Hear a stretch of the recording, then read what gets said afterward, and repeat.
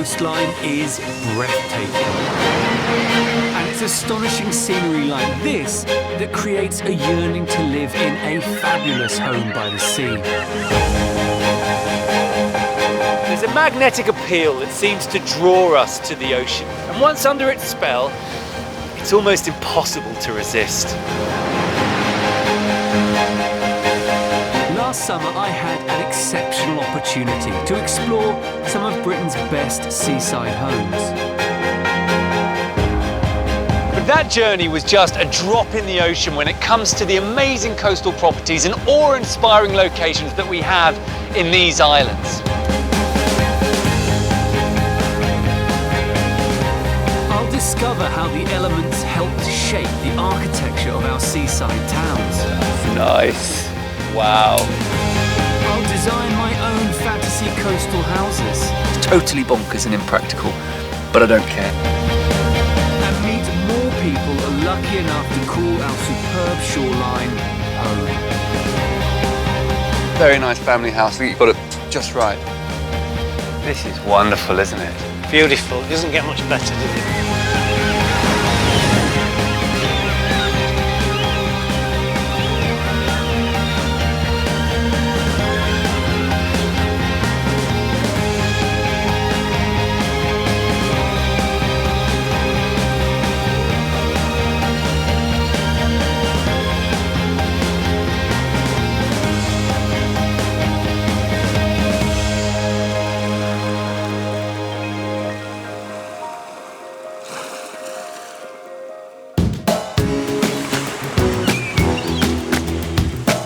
I'm on the wildly beautiful and serene Discovery Coast of Essex,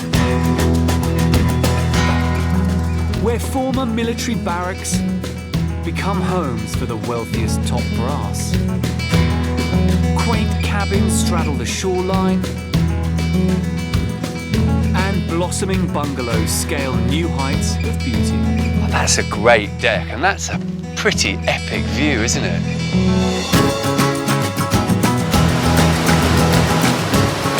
To London by the Thames, Essex is a place where two different coastlines exist.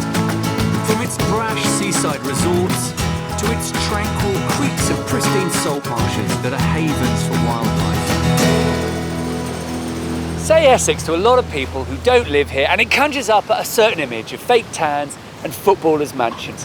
But I'm here to delve beyond that cliche and discover real Essex.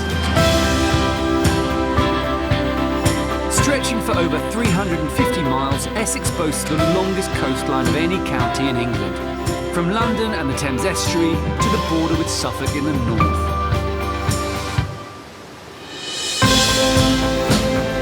Bringing me ashore is Kitty, a fabulously preserved Thames barge. These red-brown sails on barges would once have been a common sight all along the Essex coastline.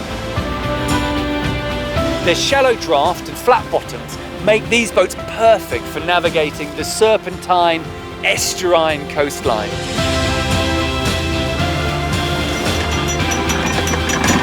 I'm starting my Essex expedition on the Blackwater estuary, which connects the North Sea to the historic port of Maldon. The dock here was once even busier with barges, jostling for position along the quay to unload their cargoes. Today, it's just me to drop off. When it comes to architecture, Essex is famous for its timber buildings, and a short walk from the quay, it's possible to see some great examples. Now, the thing that really defined domestic architecture here in Essex in the past was a lack of stone. Because any stone that they did have was used to build posh buildings like this lovely church here. So traditionally, buildings were made of wood and then either covered in this lime plaster like this here, or in timber cladding like this one here. And this in many ways is what people think of when they think of coastal Essex architecture. At the top here, we've got wainy edged elm board, and down here, a quite unusual close bordered split oak. And you don't see this a lot. It's very interesting, lovely handmade nails. And it's another piece of distinctive timber design that I'm off to first. A little further up the Blackwater, which is the largest of Essex's estuaries, is Maldon Beach. Not surprisingly, homes all along the Essex coast fetch a special premium. But the first couple I'm visiting have managed to achieve their dream with creativity rather than lots of cash. And it's actually less of a home by the sea and more of a home on the sea.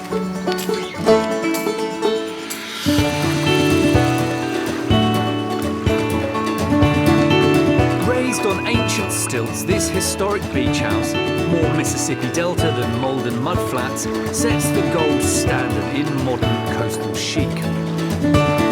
No hint now of the rough bargemen and seafarers who once used this as a refuge whilst plying their trade up and down the Essex coast. Instead, the ships come in for owners Deborah and Glyn Roberts, who've turned it into property gold. Have you had a long-held ambition to own a home, well, right on the sea? Well, this is everyone's dream, isn't it, really? But, well, we went to Antigua, I think, for our 25th wedding anniversary, and we had a balcony there. And just looking, when we first see this, to suddenly see the sea, and then it was just like going back to Antigua, wasn't it? And I was just like, oh God, I've got to have this. Secured on piles made from sturdy English elm that need replacing every 60 years, these timber structures date back to the 1830s, a time well before modern hygiene standards. They were council owned up to about 1950, 1960. In the 70s they sold them off. I think that's to do with the toilets. I think what it is, the toilets used to go straight into the river. Right. And I think they sort of stopped that then, so then they couldn't use them as homes. So that was the reason why. I'm assuming the toilets don't still go straight into the river. No. Standing down here, that's something I'm very pleased to hear. And with the tide lapping at our shoes, we head for higher ground. So what colour was it? Brown. Okay, so you sort of beach shacked it up. Yes, yeah. The blue. Yeah. From the outside, it's tiny. But inside, the old estate agent adage, deceptively spacious, is right on the money. Not a square inch is wasted. It's got everything. I mean, it's small, but there's everything here, isn't there? Yeah. Oh, good, yeah. You got the sitting area by the fire, and then you got the settee there for to sit back and enjoy the views. Then you got the kitchen area. Wonderful big balcony, Yeah. which is nicely protected from the yes, sea breezes, absolutely. I imagine. Yeah. Absolutely. Little sun trap. It's out Yeah. here in the winter time. What kind of condition was the inside like when you bought it? What changes did you make? We've taken the ceiling out. The bedrooms were all around the edges of the room, and the sitting room was basically in the middle. So a complete waste of space, and you complete just waste of space. rationalised Yes. it. All the sort of nighttime things at the back, all the daytime stuff at the Yeah. front. With 2 ensuite bedrooms, complete with eco-toilets, a dining kitchen and lounge, this is everything you imagine a superior beach hut would be. The simple painted wooden boards and seaside motifs give the shack a definite nautical feel. In fact, the cabin's connection to the sea couldn't be more real. Looking down here through the deck, that's the sea. I know. Straight through there. Yeah. So, I mean, we're over the sea. Yeah. I mean, that must be lovely at night when you're going to sleep and the water sort of lapping underneath your bed. Very relaxing. Yeah. We normally leave the bedroom door open and these shutters up, so you're just looking out And over you it. hear that lovely sound of the rigging in the boats as well. Yes, yeah. Yeah. Yeah. Yeah. This location is priceless. And with seafront homes nearby changing hands for millions, the beach shack represents a steal. Do you mind if I'm a bit cheeky and ask you how much you ended up paying for it? It was about 65, was it? Yes, 65, yeah. It didn't start off at 65 grand. And what did you spend doing it up?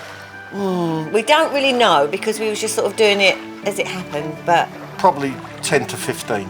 or 70. 75 to 80 grand Yeah. for this. This, yeah. Lock, stock and barrel. Yeah. That's amazing.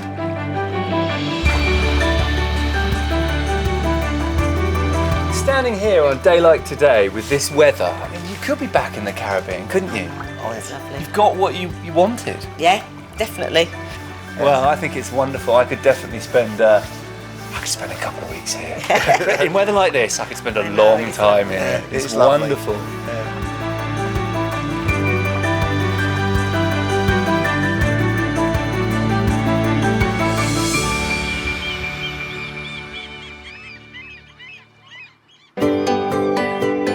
On the next leg of my journey, the magic of a 30s-inspired waterfront home has me under its spell. Oh, yeah. Is that good? Oh, that's really nice. And showering praise on an Aussie-style house that suits the British weather. I was just thinking you'd be able to barbecue in the rain. You can barbecue in the rain, and That's we do. really good. It is really good. We even barbecue in the winter.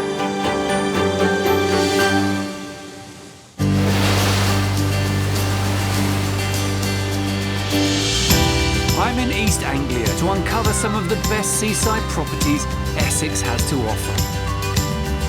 This delightful coastline is perfect for sailing. And next I'm off to Burnham on Crouch, an historic town that sits on the smallest of the county's 3 major estuaries. Its sheltered waters make Burnham a huge draw for sailors. But it also attracts architecture aficionados from across the country too.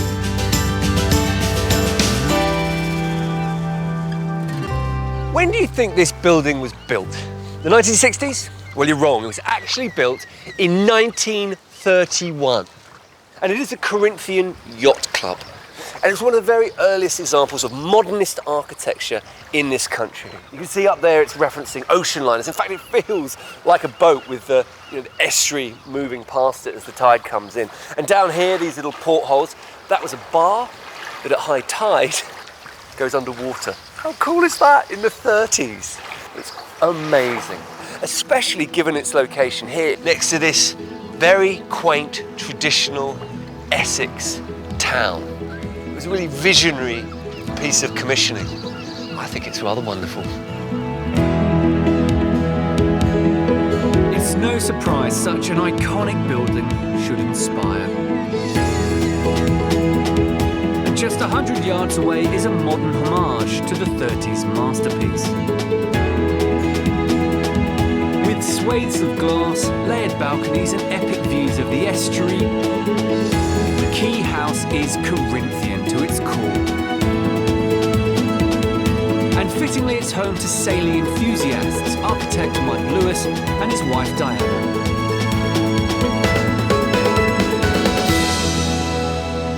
You've got this wonderful modernist building just down the road. I imagine that was your starting point for the design of this place. Yes, it was, definitely. And what do people feel about that in the area, kind of playing off that very specific bit of architecture, when the rest of it is pretty old and kind of vernacular? Yeah, people were pretty mixed. Were they? Yeah, definitely a mixed reaction. But it's a lovely conversation, isn't it, between that extraordinary piece of architectural heritage and then this. I think it's quite right.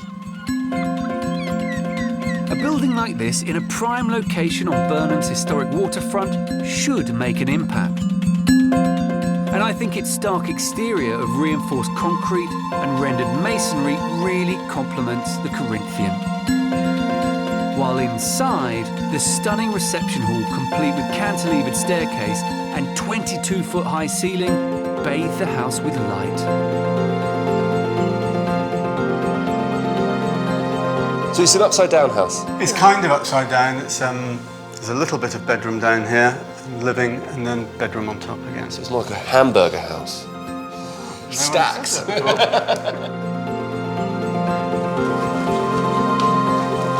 I'm keen to climb the stairs to see the meat this sandwich is built around. The main living space, which offers one of the best maritime views in Essex. Oh, that's really nice, isn't it? Because you're slightly elevated, you get a really good perspective down onto the river, so you really see the sort of the water. And it is quite nice, isn't it, just to be up above the walkway on the quayside. Yeah, that was gives the that privacy. critical thing in the design, getting the levels right, because we needed privacy with all this glass on the front. We needed to be able to look out, but not to be looked in on. What passers-by are missing is this stunning open-plan space. From the sleek kitchen at one end to the stylish lounge at the other. Diana is an interior designer, and her sense of style gives a real personality to what could be a little sterile. I bet you just live in this space. It's got everything you need, hasn't it? We don't need to go out. No, you don't. You've got sitting, eating, relaxing, view. It's everything.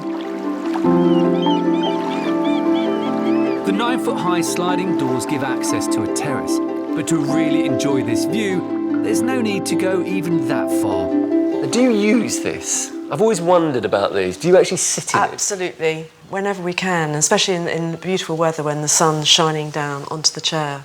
Can I try it? Yeah, of course you I've can. never sat in a bubble chair. It's a bubble chair, isn't it? Yes, it's bubble chair. Don't be scared. I'm a little bit scared. Oh, yeah. Is that good? Oh, And let me just push you a bit here.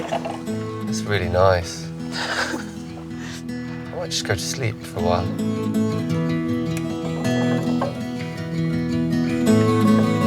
Diana was born in Burnham, and I can see why she persuaded London and Mike to relocate here. They live and work together, and their partnership has been so successful, I found myself gate-crashing their 21st wedding anniversary celebrations. There you go. Thank you very much. Happy anniversary. Thank you. You do get a lovely contrast up here, don't you, between kind of the yacht club, this building, and then the wonderful And then the historic Essex part of the tiled quay. roofs. And the roofscape. The roofscape is fantastic, isn't it? It's lovely up here. It's so private, isn't it? I think that's the thing that I really love about this house. The privacy, you're right in the middle of town, so you've got all the benefit of that. You've got all the life going on the river, but you've got the privacy of the terrace and the privacy of up here. It's a really nice piece of design. We are very lucky. Well, it's beautiful.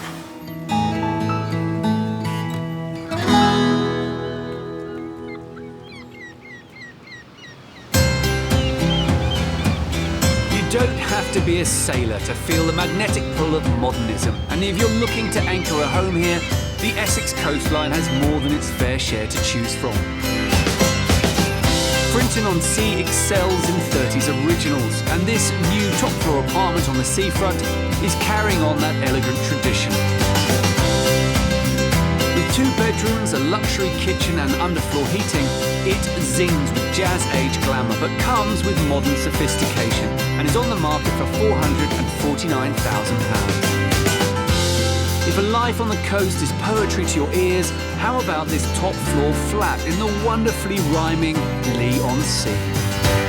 With a couplet of bedrooms and a balcony with breathtaking views of the estuary, the first prose you'll need to compose is a cheque for £675,000. Nestling in the pretty hamlet of Creeksea, this Grade 2 listed Tudor cottage was once the village inn. Last orders mean that this 16th century timber frame property is now a fabulous 4-bedroom home. It even comes with its own self-contained annex and a bar tab of £1.5 million.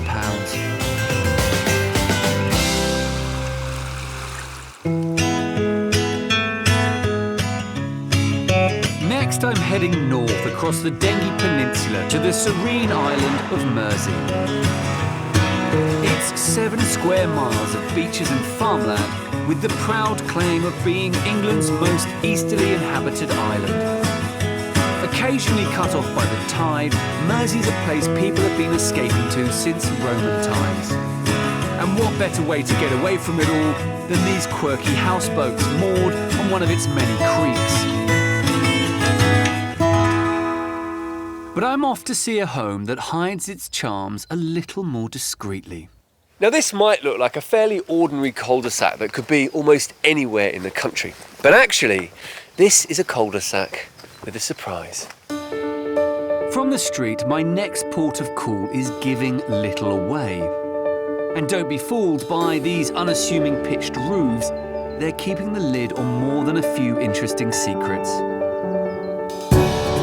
Because it's here where the majestic black water opens out and surges into the North Sea. Trinity House is home to Nikki Ditchburn and her family.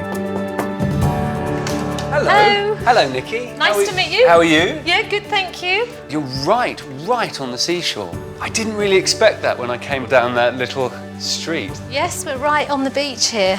That's a great deck, and that's a pretty epic view, isn't it? But the view isn't my only surprise. Because Trinity House is itself a revelation, a home perhaps more suited to Western Australia than West Mersey. And later, I'll be finding out how this magnificent house grew from the humblest of beginnings as a modest bungalow. That's quite a transformation. It's a massive transformation to the original, it really is. And I find a secluded tidal creek I think would be perfect for my ideal Essex coastal hideaway. If I could design a house here, it would be about seclusion and a getaway.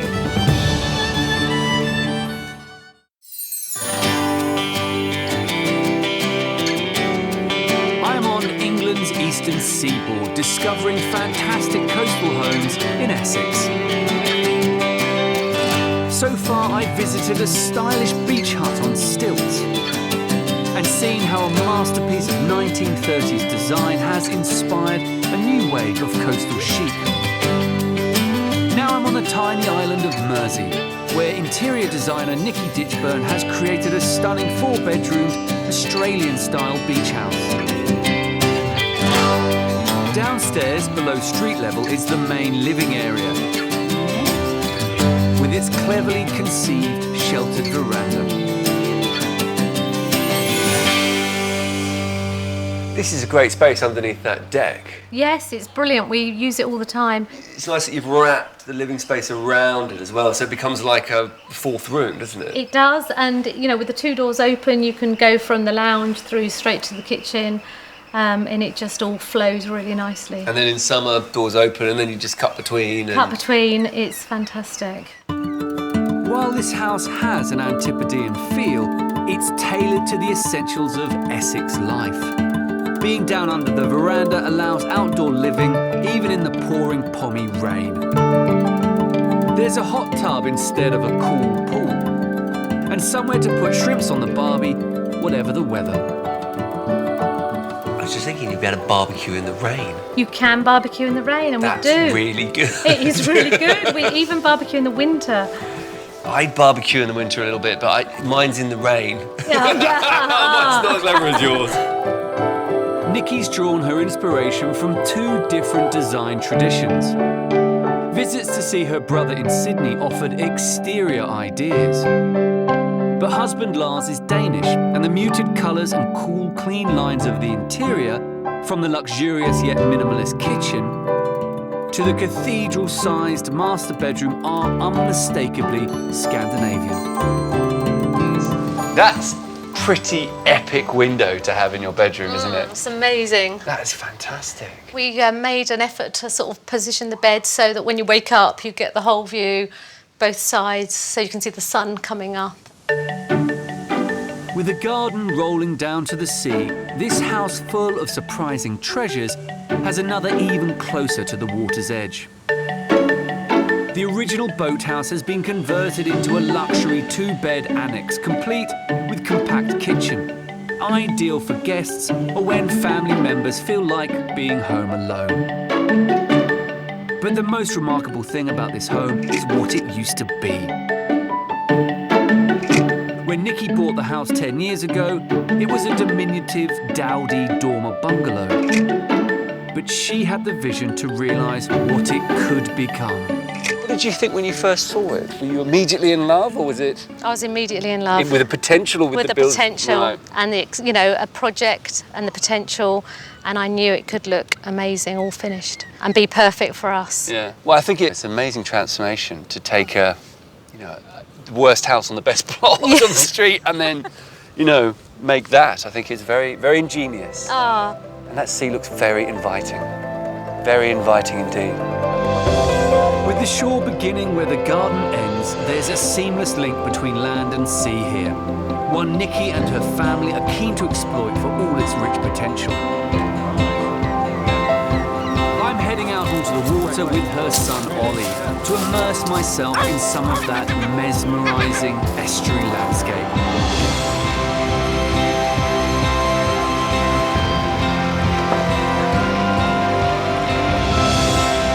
Slowly, Essex begins to reveal more of its watery secrets. For Nikki and her family, this is a perfect place to live. It's somewhere you can while away whole days, far from the madding crowds that teem to other parts of the British coastline. I mean, it is amazing to sort of have this sort of, it's almost like your garden just goes on, doesn't it? All the way down, all the way up. Yeah, no, it's fantastic. We are very lucky. And are you guys ever going to leave? I think you've over-delivered. I think we on have the kid over-delivered. comfort here. Yeah. Well, it just feels like such a great family home. And such a great, great place to hang out and spend time and sort of enjoy yourselves. It really has that vibe about it. Yeah. Cheers. Thank you very much for having me. Cheers. Cheers. Lovely to meet you all. Salute.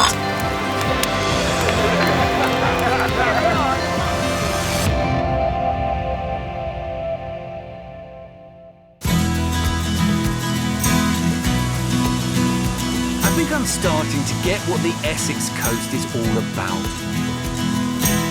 Far from the gaudy, glitzy feel its reputation leads you to expect, it's actually full of an otherworldly serenity. Really, as a county, it's completely dominated by these estuaries, these marshes that seem to go on forever, that kind of stick like giant fingers in from the coast, and in many ways define the county. So given the chance to create my own fantasy home, I choose an estuary hideaway and build something in that liminal zone between water and land. I think if I could design a house here, it would be about seclusion and a getaway, and the fact that it is so close to London, yet it feels like a wilderness. So I think I'd make a houseboat. I choose to have my boat here at Lawling Creek on the Blackwater estuary, set amongst all manner of other floating craft. My houseboat would be based on the hull of a Thames barge, like the one I sailed here in. The hull would have a flat deck with timber ribs sticking up from the sides, forming protection around the front of the deck, giving shelter and shade. A great place for a few herbs and plants and somewhere to sit out. I want it to look quite random. I want it to look quite by accident, almost surreal, because I think this whole seashore, this whole area is really quite surreal, quite unusual. So rising up from the original hull, I'd create a sort of two-storey, half-timbered barn, referencing some of the old traditional buildings I've seen along the Essex coast. The main living area would be here with a top-floor lounge, somewhere to revel in this flattened landscape where the horizon just goes on and on. So it looks a little bit like a hodgepodge of an ark. Charlie's Essex Ark. And it's all about just sort of sitting and enjoying this emptiness and the real value and the stillness that you get out here. So there you are, my floating Essex hideaway. Now you could come and find me, but you'd really have to know where to look.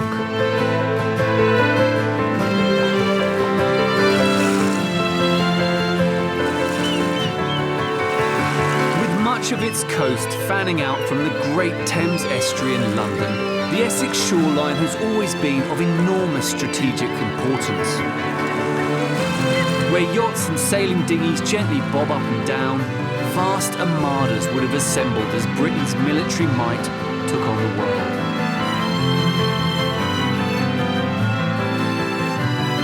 I've come here to Shoebury Ness. Now this vast area here was an enormous purpose-built army citadel. There was a gunnery school, hospitals, firing range, and an arsenal. Now that past has long gone, and now it's a very peaceful and rather lovely place to live.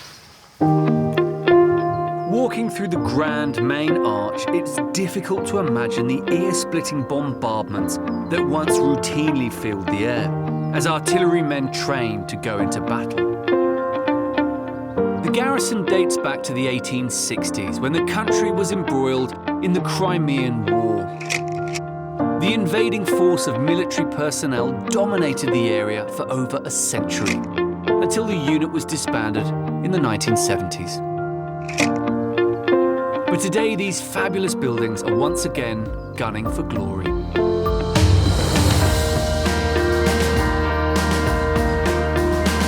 Resolutely standing in line as if protecting one of the finest stretches of Essex coastline,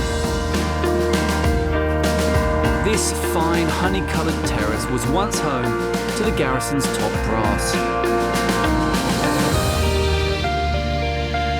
Preparing for inspection are Stefan and Vivian, who now live in one of these spectacularly refurbished billets. So how did you end up in this amazing spot? We came along and were just blown away by the view, and we couldn't believe how close to the sea the actual house was. So what's the actual history behind your bit of the garrison? This bit here was the single officers' quarters. Okay. So all these were linked via alleyways and corridors, and each room was a single officer's quarters. Yeah. And then the servants were behind them, and their batmen. They have a dance hall up there and a ballroom. A ballroom. It sounds like a sort of a glorified Butlins with guns, doesn't it? I think they knew how to live their lives. Didn't they? And judging by what's inside, it seems Stefan and Vivian are proudly carrying on that tradition.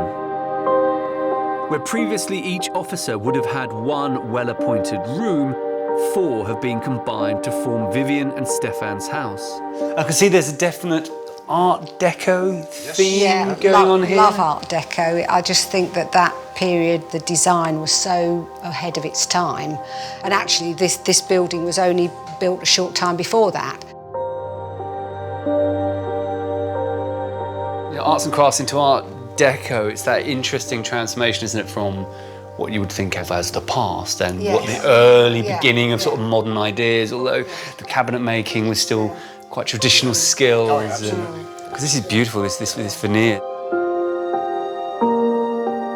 From the original 1930s crystal lights to the walnut cocktail cabinet, these classics from the Art Deco canon imbue these downstairs rooms with a stylish restraint. How many bedrooms have you got? 3. 3 bedrooms? That's all? Nice. In a big old house like this? But they're massive. Are they? Yeah. There must be. I mean, there's enough room for 4 or 5, but to be truthful, we're better off having 3. Fewer, bigger. Yeah, it's much bigger and more open because we often sit upstairs in the early morning and watch the sea from up there. Yeah. You get lovely view from the bedroom. From the bedroom and just in the hallway, so we just sit up there and enjoy. Everything is about looking out there.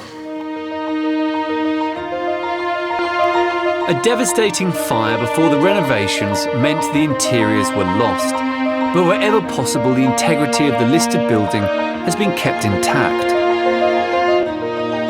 Do you get anything of a sense of the history of this place? Because it must have some stories to tell. I think every time we drive home, we do, because as soon as you hit the garrison, you come into the very wide streets, the buildings that are beautiful, and it is an amazing place to live.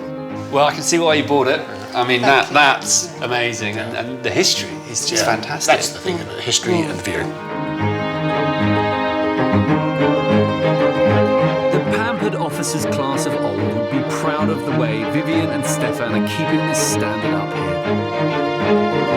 But next I head to an even more exclusive corner of the garrison.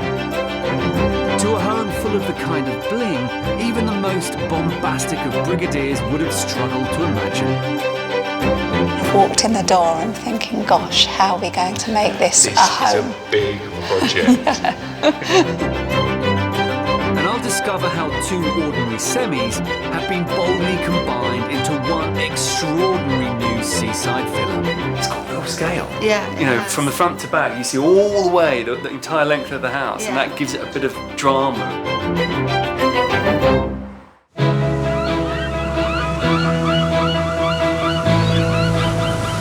I've had a wonderful time exploring the Essex coastline, and now I'm on the final part of my tour.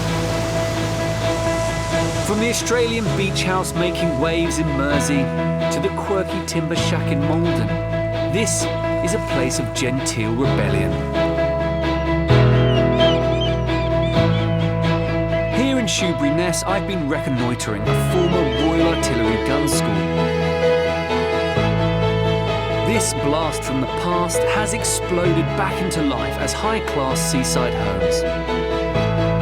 And there's one extraordinary transformation I just have to see.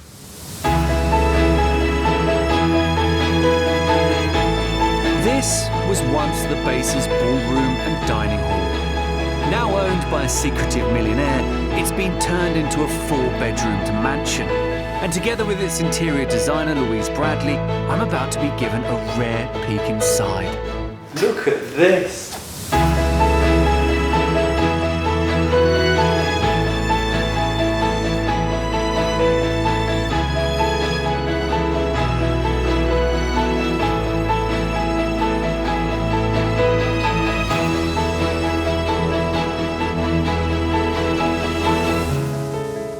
This is the height of luxury. And it's all the more remarkable considering the battered shell this property was at the start of the renovation work. What was your first thoughts when you came here? We just kind of walked in the door and thinking, gosh, how are we going to make this a home? This is a big project. I imagine that's part of the tricky aspect of this. Like, it wasn't designed as a home. The spaces are very large. How do you sort of make it feel homely? We took a lot of the brief from the client and worked out the spaces they wanted to have and how we could best keep the architecture of the building as grand and as beautiful as it was, yet create a home that they would just love to use every day, and using all the views and the sea. Where the ballroom once was, has been turned into a grand 5-metre-high entrance hall. The mirrored patterns of its book-matched Italian marble floor overlooked by a spectacular nickel and glass chandelier. It's all setting the tone for the astonishing opulence lavished on this apartment. Wow. That's another very grand room. This was the dining room. Formal dining room for the officers. Yeah. And this all looks, this is not the kind of stuff you find down the market, is it? This is nice quality stuff. Is that right? Well, this is all the furniture that we design. You designed everything? Yeah. Everything in here? Did you design that? Yeah. And that? And those? Yeah. That one over there? Yeah. I like that one. That's really nice.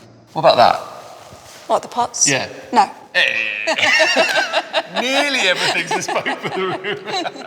The pots may be an exception to Louise's design rule, but very little else has been left to chance. To keep quality at a high level, all the furniture was handmade and sourced from throughout Europe. The vertiginous ceilings, extraordinary panel windows and polished plaster corridors give this apartment an epic and glossy feel. Ooh. And there's no let-up with the sleeping arrangements. Look at this. God, this is very grand, isn't it? There's a theme here of very grand room. Yeah, it's a lovely space. Isn't it? It's beautiful. Talk me through here. There's an incredible dressing room, is it? And There's a dressing room through here and a bathroom through here. yep. And then behind the headboard is another dressing room and bathroom, his and hers. That's the biggest headboard I've ever seen. It's official. That is the biggest headboard I've ever seen. Including the ensuite, this master bedroom alone has a floor space of almost 1,300 square feet, nearly 50% more than the average new build semi. With its fantastic heritage, gorgeous architecture and stunning seaside views, the Garrison is an extraordinary place to live. And even for a professional designer like Louise, it's left an indelible mark. I mean, this must be a fairly unique project, given where we are and given the building. Oh, completely unique. It's just beautiful. I mean, it's a fantastic historic project, isn't it, when you think what it was and what it is now. History, tranquility and seclusion. The Garrison has it all in abundance. But of course, this coastline isn't just about exclusive developments for the well-heeled.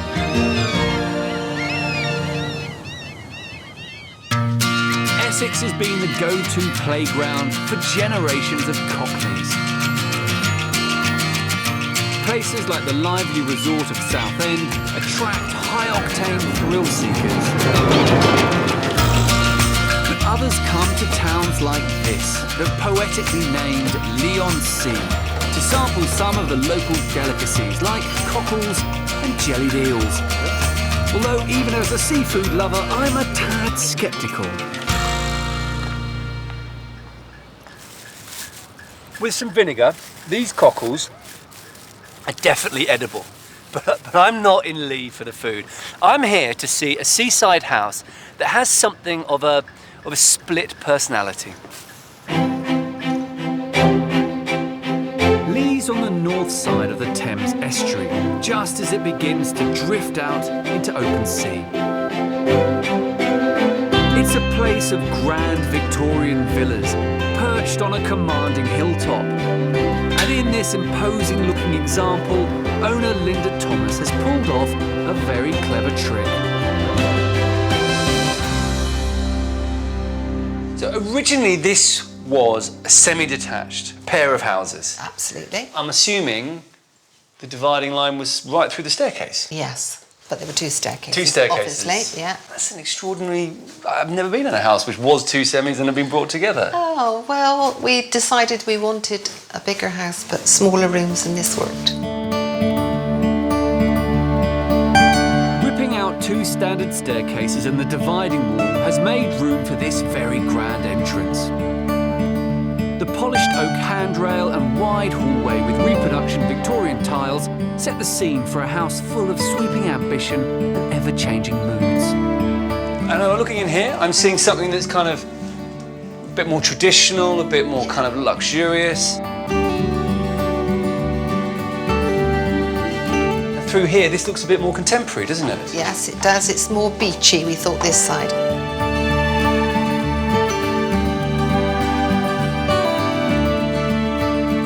So, what was the design ideas behind this place? I wanted to keep that formal, really, because this is where we live.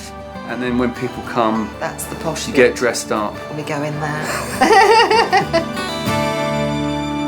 But for a twist of fate, the two semis would probably have remained apart forever. Linda and her husband were on the verge of selling the semi on the right to move to Devon, when the house next door came up for sale. So they decided to turn tradition on its head. For a relatively small semi-detached pair, it's got real scale. Yeah, You know, from the front to back, you see all the way the entire length of the house, and that gives it a bit of drama. Merging the houses upstairs has doubled the available bedrooms from 3 to a manor house-worthy 6. Oh, and you've got a big sort of gallery around the stairs. That's very grand. While auctioned lampshades from the famous Savoy Hotel in London, Indian carpet and a huge French bed have added glamour to Linda's master suite. This bed is fab because you can, when you're in it, you can see the view.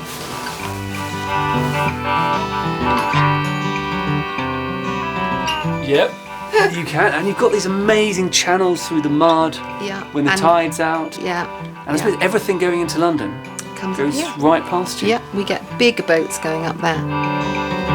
In a house full of divisions, there's one room that's purely a battle of the sexes. And that runs through to your ensuite bathroom? It does. And we have in there a lovely little slipper bath, which I love because... Oh, one of those tiny little, It is. Almost city-uppy baths. It is. I love a bath, and my husband doesn't like that bath because he can't fit in it, which is perfect. Was that on purpose? Sort of. That's a bit mean. Sometimes conversions like this can seem quite brutal, replacing two attractive properties with a large, charmless imposter.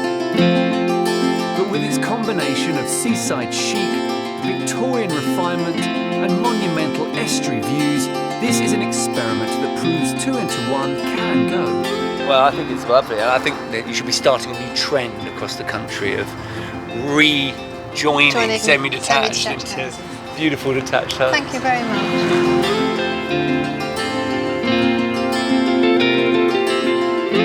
Linda's Leon Sea project is the last in a series of surprises Essex has sprung on me.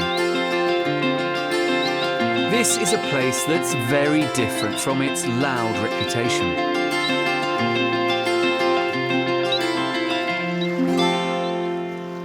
You know, Essex has been a real revelation for me. I didn't know what to expect, and I found the unexpected. This incredible landscape dominated by these estuaries, vast areas of mudflats with these little beautiful towns dotted around. Yet, you're only about 40-50 minutes from London. It feels like a true wilderness right on the doorstep of a global city.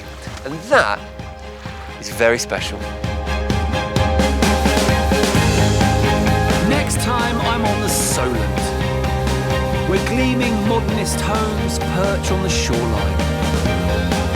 Great glass palaces soak up the sunlight, and architectural gems hide the unexpected. That's fantastic. They're railway carriages.